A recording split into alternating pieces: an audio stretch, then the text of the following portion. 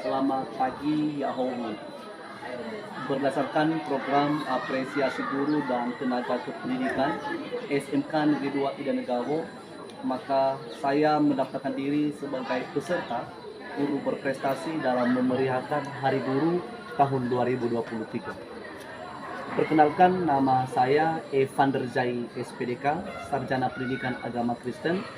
Saya mengajar di SMK Negeri 2 Ida Negara, Kabupaten Nias, Provinsi Sumatera Utara, dan saya mengasuh mata pelajaran agama Kristen Protestan. Baik, hari ini akan kita lanjut ke materi kita. Minggu lalu kita membahas mengenai hak asasi manusia. Jadi hari ini kita membahas mengenai demokrasi.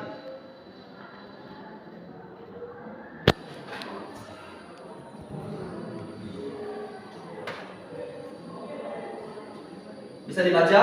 Bisa. Coba. Demokrasi. Hari ini kita membahas mengenai demokrasi. Demokrasi sebenarnya bukan hal yang baru kita dengarkan. Setiap saat, setiap tahunnya, di desa, dimanapun ada istilah demokrasi. Sebelum Bapak menjelaskan, Bapak mau meminta tanggapan anak-anak kami. Siapa yang memberi tanggapan? Apa itu demokrasi? Saya, Pak. Oke, silakan. Nama saya Yanti Juliani Batee, kelas 12 TKJ 2. Menurut saya tentang demokrasi yaitu merupakan suatu pemerintahan yang ada dan wajib dilakukan di seluruh negara. Demikian. Oke, terima kasih, diterima. Masih ada lagi laki-laki mau tanggapan? Ada, Pak. Silakan. Baik, perkenalkan, nama saya Tugan Soro, kelas 12 TKJ 2. Baik, menurut saya demokrasi merupakan hal yang berbaur dalam politik, di mana politik itu berasal dari setiap individu untuk mewujudkan hak pilih. Terima kasih. Oke. Dari kedua tanggapan yang anak-anak kami berikan itu benar adanya. Tetapi untuk lebih jelas, Bapak akan menjelaskan apa itu demokrasi. Secara etimologis, demokrasi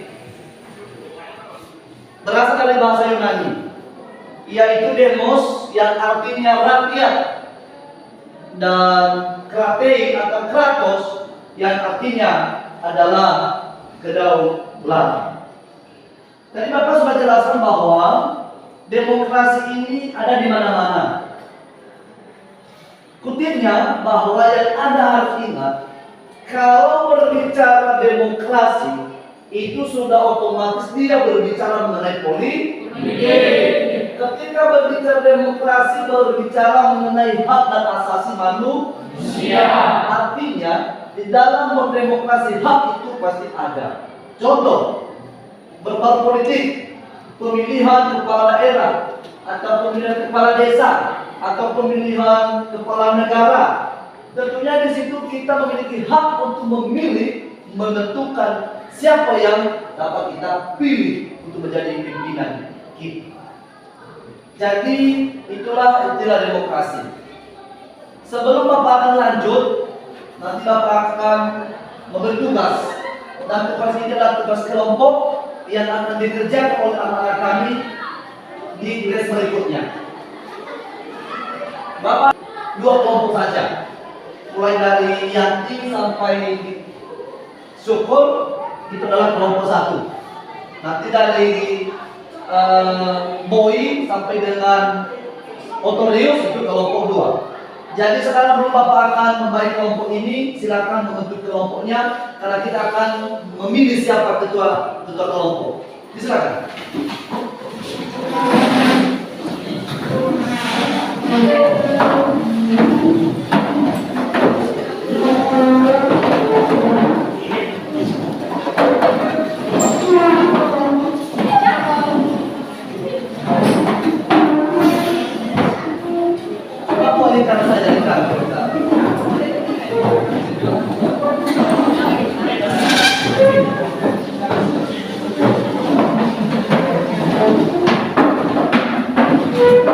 Oke, sudah.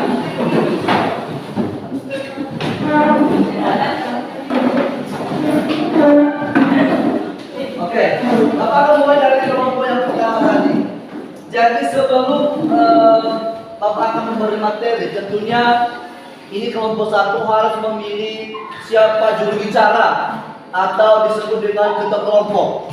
Oke. Siapa di sini yang mau jadi ketua kelompok? Saya Pak. Siapa namanya? Syukur Pak. Oke. Kelompok satu, maukah Anda jika si Syukur menjadi ketua kelompokmu? Setuju? Setuju Pak. Setuju? Setuju Pak. Oke. Berarti yang jadi ketua kelompok Anda adalah Syukur Label. Kelompok dua, kita akan memilih siapa juru bicara kita, dan silakan siapa yang mau menjadi ketua kelompok atau juru bicara di kelompok dua. Saya mau. Oh, dua orang. Namanya siapa ini? Oke, karena dua orang maka kita melakukan demokrasi pemilihan. Siapa yang memilih Novita Ratna Hura sebagai ketua kelompok dua? Dua orang. Oke, turun tengahnya. Siapa yang memilih Otorius Barasi sebagai juru bicara atau ketua kelompok di kelompok dua? 1, 2, 3, 4, 5, 6. Baik, jadi di kelompok dua ada dua yang mencalonkan diri sebagai ketua kelompok. Yang menjadi ketua kelompok adalah atas nama Otorius Barasi. Judul narasi saya pada program Guru Berprestasi untuk memeriahkan Hari Guru Nasional SMK Negeri 2 Ida Negaro adalah implementasi proyek penguatan profil pelajar Pancasila atau P5 pada pembelajaran pendidikan agama Kristen Protestan dengan tema nilai demokrasi guna menangkal radikalisme di kalangan remaja, studi kasus di SMK Negeri 2 Ida Negaro. Jadi di sekolah kita ini ada beberapa organisasi agama, yaitu Kristen Protestan, Katolik, jadi kita sudah bersatu di sekolah ini. Maka segala hal apa yang direncanakan dilakukan itu tidak boleh dibedakan, tidak boleh berbeda Katolik, berbeda Islam, berbeda agama Kristen. Nah, ke depan ini kita akan berdemokrasi dalam rangka menentukan ketua OSIS kita ke depan, maka bebas. Artinya kita bisa memilih, kita juga bisa mencalonkan diri, baik itu dari agama Islam, baik itu dari agama Katolik, baik itu dari agama Kristen Protestan. Artinya berharap tidak ada kalian saling memperdagang agama masing-masing. Dan ini kita hanya satu di dalam sekolah ini, saya juga satu itu. Ya, kalau agama Islam, saya agama Kristen, Anda agama Katolik. Jadi kita jadi satu supaya seperti itu. Dan segala apa kegiatan sekolah kita harus bersatu lagi untuk menuju kegiatan ini semoga ke depan sekolah kita terus maju dan bisa dikenal, dan sehingga anak-anak yang belajar di sini bisa dipakai dimanapun berada, baik di desa, baik di lingkungan, baik di masyarakat, maupun bangsa dan negara.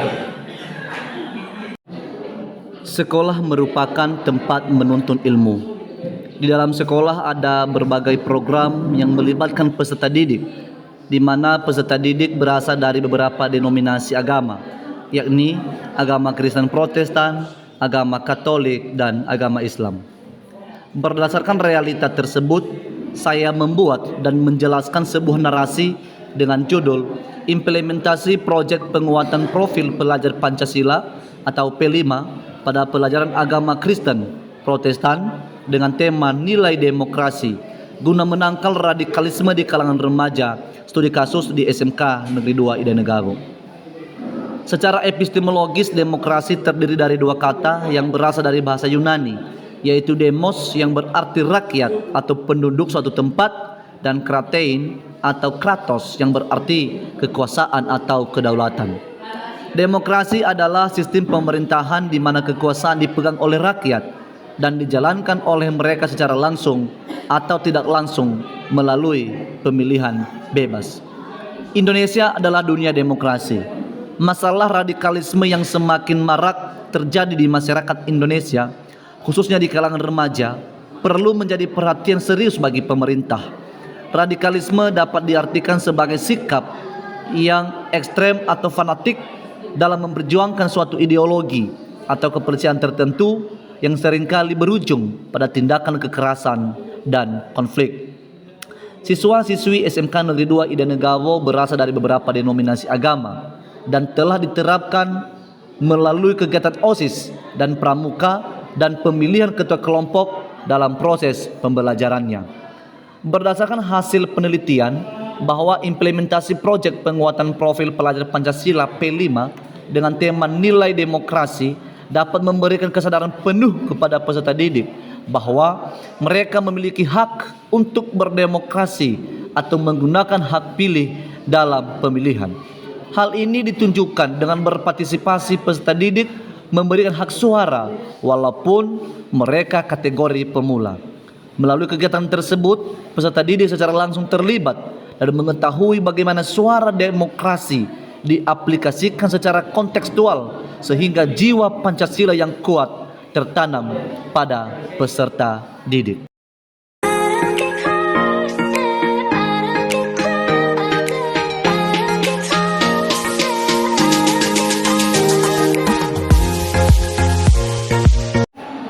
Ya Ahobu,